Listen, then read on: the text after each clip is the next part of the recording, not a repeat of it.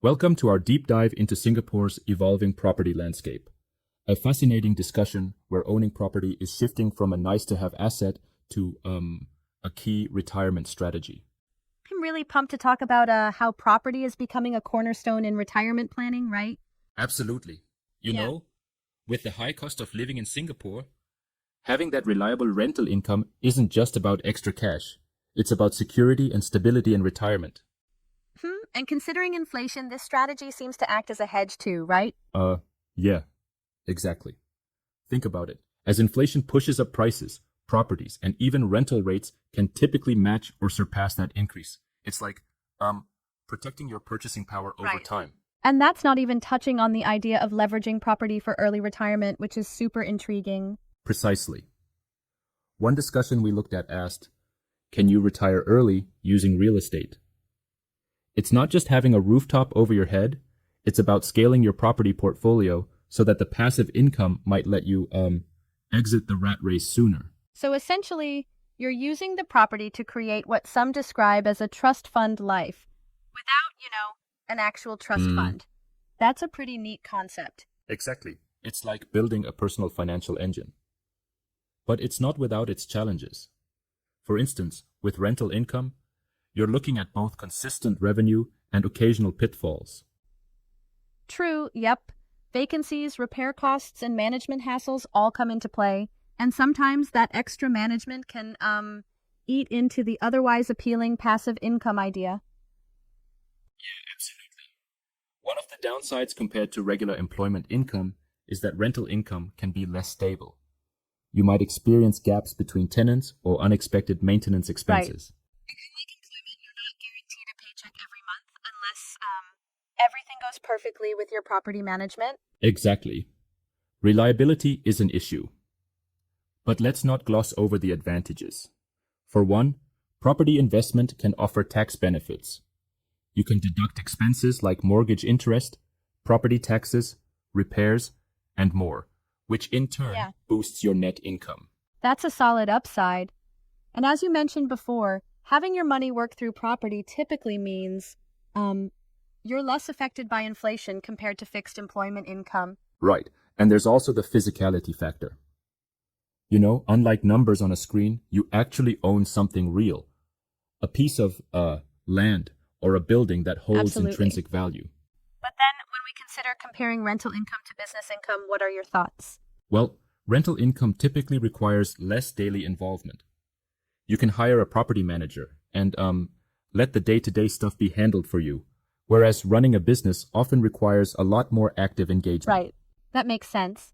Yet I do wonder, isn't there a point where rental income's growth potential might be a bit limited? Exactly. And that's a fair point. With a business, if you hit the jackpot, your returns could explode beyond what you'd ever see with rental income. The potential ceiling is just higher. So there's a trade-off, stability and lower management intensity with property versus the potential for explosive growth with a business. Yeah, that's the delicate balance. Right on. And it's about risk appetite too. Some folks are comfortable with the steady but often slower growth of rental income, while others might chase that big win with a business. And stepping back to our Singapore context, it's really interesting how property is viewed as a major engine for both retirement income and possibly early financial independence. Absolutely. In Singapore, where property prices and costs are high, owning a property might not be just an investment. It's almost a necessity for securing your future. Yeah. Yet there's another layer here, ethical investing. I noticed that some discussions emphasize considering non-residential properties or those with more environmental standards. That's an interesting twist. It's the idea that your property portfolio isn't just about profit. It could also align with personal ethics and sustainability goals. Right. And that's something that appeals to a newer generation of investors who ask, how can my investments also create positive change? Exactly. It's like a double win if you think about it. Financial security and doing some good in the world. But hey, let's chip in a little critique here. Some might argue that relying too heavily on property can be risky due to market Yeah, I dependencies. see that point too. Sure, if the property market takes a downturn, that strategy could backfire, leaving you with diminished rental demand and declining values. Precisely. And that's where due diligence is key.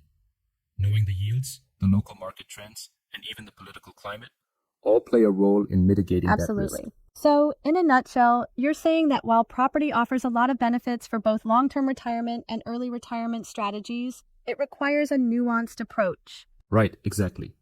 It should be part of a well-rounded strategy, supplemented by expert advice.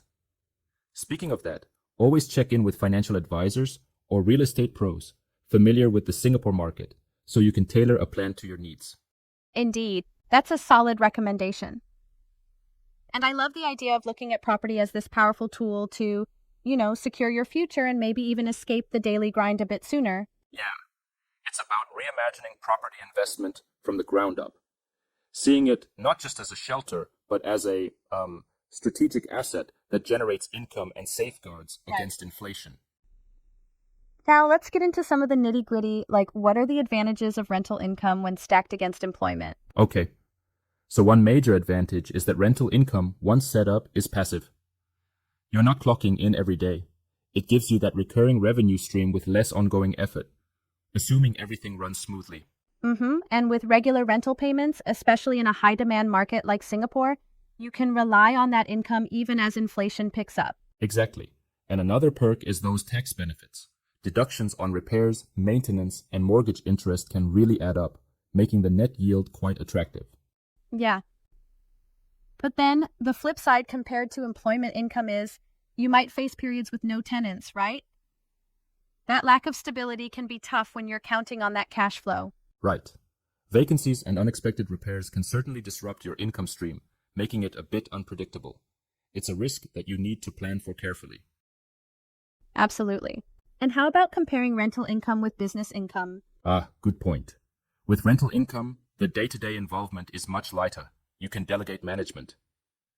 But with business income, while you might get higher returns, you also deal with more active management and volatility. Yeah, that's true. So it's really about knowing what fits your lifestyle and risk tolerance. Whether you choose steady, passive rental returns or go all in on a business venture with potentially soaring rewards, the property market in Singapore offers unique opportunities. Precisely. In the end, your property can be your ticket to financial security, maybe even a head start to early retirement, if you navigate it smartly. So, why not take your first small step today? Yeah. A strong note to end on. Thanks for the engaging insights. This definitely gives a lot to think about for anyone eyeing Singapore's real estate scene. Thanks for tuning in, everyone. Remember, whether you're planning for the long haul or aiming for early freedom, having a strategy that leverages property smartly can be a game changer. Next time, keep exploring and make those informed decisions. Catch you all in the next deep dive. Stay curious and keep planning for a financially secure future.